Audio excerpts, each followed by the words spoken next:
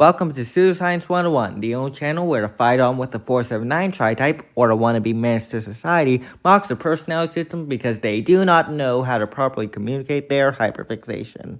Attitudinal Psyche is a personality system which is amazing because it understands people act differently in different areas of life, and it has its very own website, which is also amazing, so I will embrace my inner middle schooler and steal the website's theory section and put it in my video with barely enough new words to count as an original thought. But before I say anything, the website is in the description, and since the system is more about specification than categorization, the test is fairly accurate.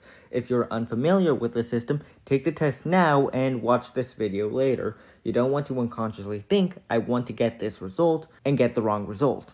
Now I'm going to regress back into my YouTube persona. Blacked out for 20 seconds there, so where was I? That's right, plagiarism! Attitudinal Psyche is a personality system that theorizes all people have a set structure of fundamental attitudes that determine their disposition. This disposition is categorized among four main aspects of reality: volition, which is represented by V, logic, represented by L, physics, which is F because fuck you, and emotion, which is represented by E. Volition is the aspect that reigns over. Holy fucking shit, that is unnecessarily long. Each aspect can be explained in 10 words maximum, but the website's shortest description is 19 words long, and that hurts my little lizard brain. Also, the descriptions are in the order of VLFE, which does not stimulate my overinflated ego, so my script will be written in the order of my type. So, emotion is about people and how they express themselves. Logic is about the truth and how to find it.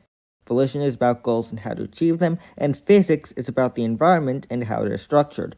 The four aspects can be separated in three different ways known as dichotomies, but I'm not going to talk about them right now to fuck with you. So great, we have four aspects, and because of the nature of attitudinal psyche, they can be arranged in any order. These orders mean something, but to understand them, we need to take a look at the four positions. An aspect's position is determined by where in the type it is, with the first letter having the first position, and you get the picture. The first position is called the confident position, and I think that's a good name. The second position is called the flexible position, but I personally call it the communal position to emphasize the aspect's nature. However, I'm still going to use the term flexible in this video because all that matters is understanding the system. The third position is called the insecure position, but that's just what those fucks at attitudinalpsyche.com want you to think. There are so many better words to describe the position, but I can't fucking think of anything because the elitist fucking pricks working for the dictionary are trying to fucking kill me. The fourth position is called unbothered, but I don't really care. It's an alright name. Other than the shitty performance I made up 2 days ago and ruined a perfectly good audio file for, the positions are best described with their dichotomies. These dichotomies are self-positive versus self-negative, others positive versus others negative, and results-oriented versus process-oriented. The self and others dichotomies could be easily summed up as if you trust what you or others have to say about the aspect. The confident and flexible positions are self-positive, with insecure and unbothered being self-negative. When navigating their aspects, self-positive positions are more independent and certain, but it doesn't automatically make them more competent. The flexible and unbothered positions are others positive, so the confident and insecure positions are others negative. Regarding their aspects, others positive positions aren't fucking paranoid dickheads stuck in their own ass. Results-oriented dichotomies, which are confident and unbothered, have one positive and one negative dichotomy in an aspect. In your results-oriented dichotomies, you're an impatient little bitch who wants their answers right now.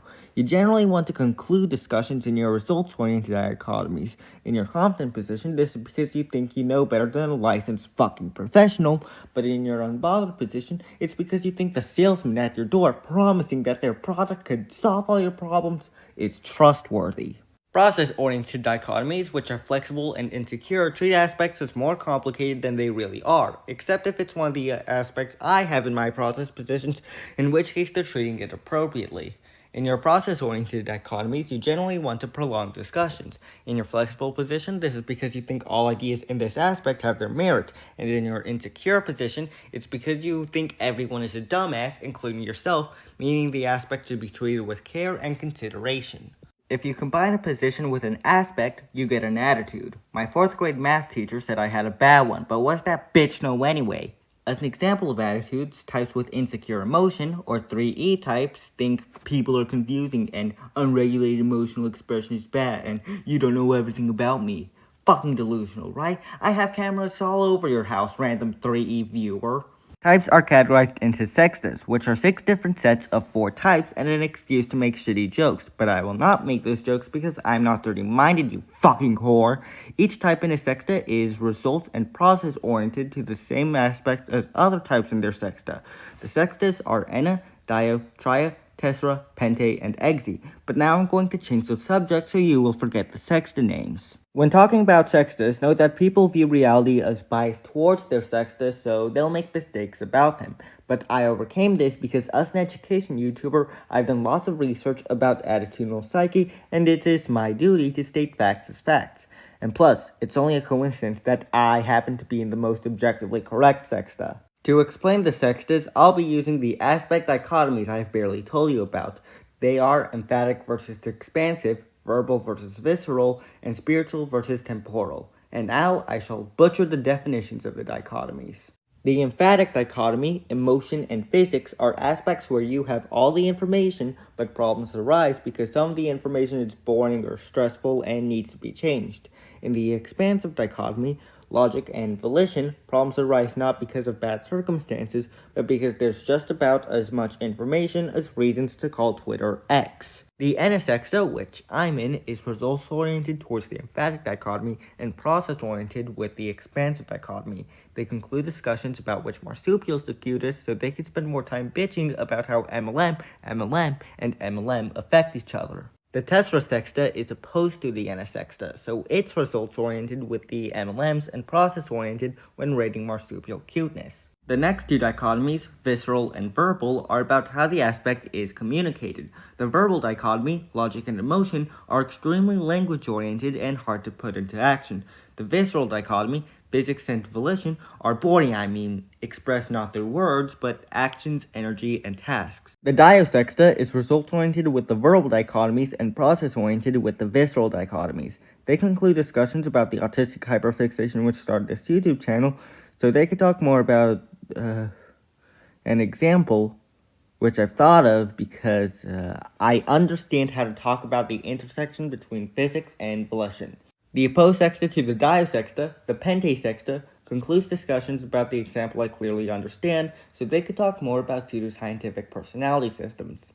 Fun fact, there's a mistake in the theory section of the AP website, so the verbal dichotomy is called the communicative dichotomy in its description. The final 2 dichotomies are spiritual and temporal. The temporal dichotomy, logic and physics, is about objective details which you can't get wrong. The spiritual dichotomy, emotion and volition, are the abstract and subjective qualities about a person which you're always doing wrong because you're not doing it exactly like me. The triasexta is results-oriented towards the spiritual dichotomy and process-oriented towards the temporal dichotomy. They conclude discussions about the shit going on in Twitter so they could talk more about physics puzzle games. The exisexta is opposed to the trisexta, and you've heard enough about the other sextas to figure out what this one resolves and processes. So that's my intro to Attitudinal Psyche. If you have any questions about the system, boost my engagement by asking it in my comments, and maybe I'll answer it. I will. I need to info dump about pseudoscientific bullshit to feel not stupid. I've had a good time writing this script, but not animating it, and you'll maybe see me in my next video about holy fucking shit, I forgot about subtypes.